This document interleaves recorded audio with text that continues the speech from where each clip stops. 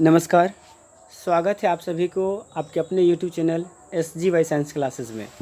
मैं हूं राम मूर्ति और आज मैं आप लोगों के लिए क्लास 10th के अम्ल, क्षार और लवण के ये तीसरा वीडियो लेकर आया हूं। मेरे प्यारे बच्चों, जैसा कि मैंने आप लोगों को प्रीवियस वीडियो में बतलाया था कि जब आयरन हाइड्रोक्लोरिक अम्ल से अभिक्रिया करती है तो वहाँ से आयरन क्लोराइड और हाइड्रोजन गैस बनता है। और आप लोगों को बतलाया था कि हम अगले वीडियो में आप लोगों को ये जो 10 नंबर क्वेश्चन है, यानी ये जो 10 नंबर प्रश्न है, इसको डील करेंगे। ये जो प्रश्न है 10 नंबर, इसको डील करेंगे। यहीं तक हम लोग छोड़ दिए थे, तो आज हम अपने वादा के अनुसार यहाँ पहुँच गए हैं। तो आपका दायित्व बनता है कि हम आपके लिए यदि मेहनत करते हैं तो आप भी मेरे लिए कुछ कीजिए। तो आपसे मैं क्या कहूँ, कुछ नहीं कह सकता हूँ, बस यही कि अगर आपको हमारा ये वीडियो अच्छा लगता है तो आप इसे शेयर करेंगे अपने दोस्तों तक, अपने दोस्तों को बतलाएंगे, शेयर करेंगे, साथ ही साथ हमारे सेशन को लाइक करेंगे। और अगर आप हमारे चैनल पर नए हैं तो इस चैनल को सब्सक्राइब कर लेंगे, ताकि मैं जो भी वीडियो डालूँ सबसे पहले आप तक पहुँच जाए और आप उस वीडियो का लाभ उठा सकें। तो चलिए बिना देर किए शुरू करते हैं हम अपना क्लास। देखिए, कहता है यहाँ पर कि प्रश्नली ए और एवं प्रश्नली बी में समान लंबाई की मैग्नीशियम की पट्टी लीजिए। प्रश्नली ए में हाइड्रोक्लोरिक अम्ल तथा प्रश्नली बी में एसिटिक अम्ल यानी CH3COOCH डालिए। किस प्रश्नली में अधिक तेजी से बुदबुदाहट होगी तथा क्यों?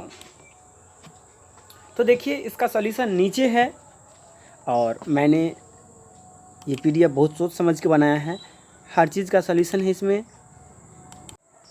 जैसा कि देखिए, कहता है कि अगर प्रश्नली ए में हाइड्रोक्लोरिक अम्ल तथा प्रश्नली बी में एसिटिक अम्ल डालने पर प्रश्नली ए में अधिक तेज़ी से बुदबुदाहट होगी, क्योंकि हाइड्रोक्लोरिक अम्ल एसिटिक अम्ल से अधिक प्रबल है। अतः हाइड्रोक्लोरिक अम्ल मैग्नीशियम की पट्टी के साथ अधिक तीव्रता से अभिक्रिया करके हाइड्रोजन गैस उत्पन्न करेगा। इसके रासायनिक समीकरण निम्नलिखित है। जैसे कि देखिए, अगर हम लोग मैग्नीशियम में हाइड्रोक्लोरिक अम्ल को मिलाएंगे तो यहाँ से मैग्नीशियम क्लोराइड और हाइड्रोजन गैस बनेगा। और उसी प्रकार जब हम लोग मैग्नीशियम में एसिटिक अम्ल को मिलाएंगे तो वहाँ से हमें मैग्नीशियम एसीटेट और हाइड्रोजन गैस मिलेगा। अगला प्रश्न है, कहता है कि अम्लों व क्षारों के जलीय विलयन विद्युत के सुचालक क्यों होता है? अम्लों और क्षारों के जलीय विलयन विद्युत के सुचालक क्यों होता है? तो चलिए जानते हैं। कहता है कि अम्ल व क्षार जलीय विलयन में आयनीकृत होकर धन आयन व ऋण आयन में टूट जाते हैं। इन्हीं आयनों के उपस्थिति के कारण अम्लीय या क्षारीय विलयन विद्युत धारा के सुचालक होते हैं। जैसे कि मैंने कुछ पॉइंट लिखा है। कहता है कि विभिन्न अम्लों की रासायनिक गुण समान होते हैं, क्योंकि ये विलयन में हाइड्रोजन आयन उत्पन्न करता है। आपको पता होगा, विलयन अगर रासायनिक है तो वह क्या करेगा? हाइड्रोजन आयन देगा।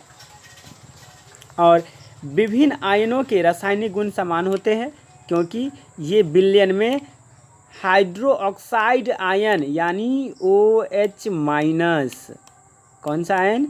OH- आयन उत्पन्न करता है। जैसे कि आप देखेंगे,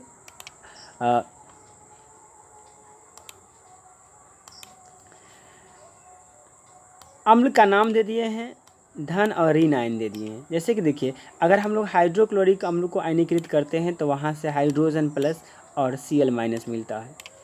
अगर हम लोग NH3O3 या नाइट्रिक अम्ल को अगर आयनीकृत करेंगे तो यहाँ से हाइड्रोजन प्लस और NO3- मिलेगा। अगर हम लोग एसिटिक अम्लों को आयनीकृत करेंगे तो यहाँ से हाइड्रोजन आयन और CH3COO आयन मिलेगा। और यदि हम सल्फ्यूरिक अम्ल को आयनीकृत करेंगे तो यहाँ से भी हाइड्रोजन आयन और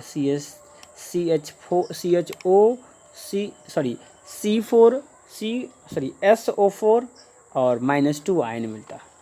इसी प्रकार से देखिए, जब हम लोग क्षार में, किसमें बेटा, क्षार में, अगर क्षार में हम लोग सोडियम हाइड्रोक्साइड को अगर आयनीकृत करते हैं तो यहाँ से हमें सोडियम आयन और हाइड्रोक्साइड आयन की प्राप्ति होती है। कैल्शियम हाइड्रोक्साइड को आयनीकृत करते हैं तो यहाँ से हमें कैल्शियम आयन और हाइड्रोक्साइड आयन की प्राप्ति होती है। अब एक प्रश्न है, प्रश्न कहता है कि हाइड्रोक्लोरिक अम्ल और नाइट्रिक अम्ल आदि जलीय विलयन में अम्लीय अभिलक्षण क्यों दर्शाते हैं, जबकि एल्कोहल एवं ग्लूकोज जैसे यौगिकों के विलयन में अम्लीयता के अभिलक्षण नहीं दर्शाते हैं, नहीं प्रदर्शित होते हैं। तो देखिए इसका जवाब है, देखिए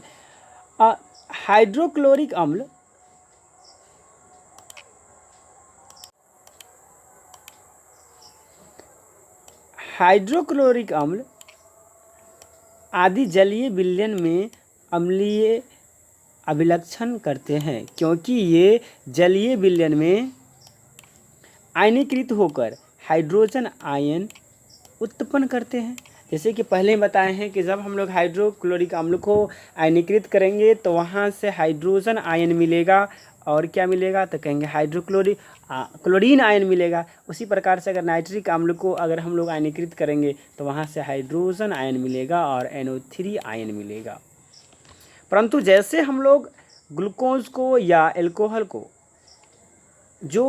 जिसमें जैसे यौगिक में हाइड्रोजन होते हैं, परंतु ये अम्लीय गुण प्रदर्शित नहीं करते हैं, क्योंकि जल में विलय होने पर ये हाइड्रोजन आयन नहीं देते हैं। यानी मेरे कहने का मतलब है कि अगर हम लोग जब ग्लूकोज को या एल्कोहल को जल में विलय करवाते हैं तब वह हमें हाइड्रोजन आयन नहीं देता है। और आपको पता है जो विलय होकर हाइड्रोजन आयन नहीं देता है वह अम्ल नहीं होता है, यानी यह जलीय विलयन में अम्लीय गुण को प्रदर्शित नहीं करता है।